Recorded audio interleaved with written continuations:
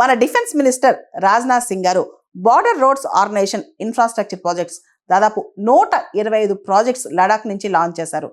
మొట్టమొదటిసారిగా 5,000 కోట్ల రూపాయల ప్రాజెక్ట్స్ ఒకటేసారి, అంటే బార్డర్ రోడ్స్ ఆర్గనైజేషన్ హిస్టరీలోనే ఇన్ని వేల కోట్ల రూపాయల ఖర్చుతో ఇంత పెద్ద ప్రాజెక్ట్స్ స్టార్ట్ చేయడం ఇదే తొలిసారి అనమాట. ఈ ప్రాజెక్ట్స్ అన్ని 2 యూటీస్ లడాక్, జమ్మూ కాశ్మీర్ మరియు 7 రాష్ట్రాలు అరుణాచల్ ప్రదేశ్, సిక్కిం, హిమాచల్ ప్రదేశ్, ఉత్తరాఖండ్, రాజస్థాన్, వెస్ట్ బెంగాల్, మిజోరాం ఈ రాష్ట్రాలు అనమాట.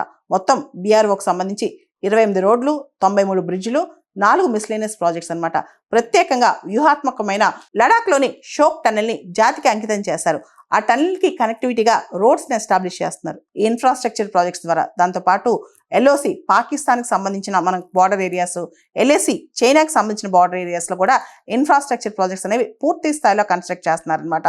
ముఖ్యంగా బార్డర్ ఏరియా డెవలప్మెంట్లో రిమోట్ విలేజెస్, భారతదేశంలో రిమోట్ విలేజెస్ ఏవైతే ఉన్నాయో వాటికి సంబంధించి టూరిజం కావచ్చు, ఎంప్లాయ్మెంట్, లోకల్ ఎకానమీస్ ఇవన్నీ డెవలప్ అయ్యే విధంగా ఈ కనెక్టివిటీ స్టార్ట్ అవుతుంది అనమాట.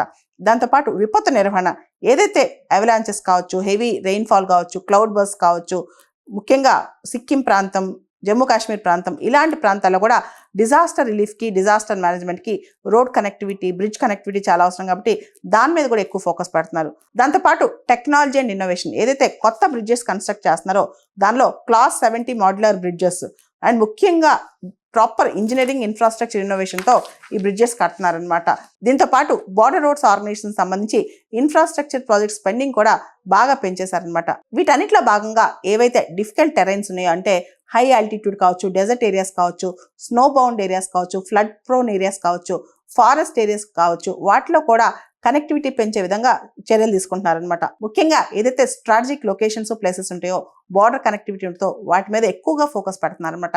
పూర్తి స్థాయిలో మన BRO border roads organization infrastructure projects అనేవి స్టార్ట్ అవుతున్నాయి. Last mile connectivity, remote villages connectivity, border దగ్గర ఉన్న రూరల్ ఏరియాస్ కనెక్టివిటీ కూడా దీనిలో ఫోకస్ చేస్తున్నారు.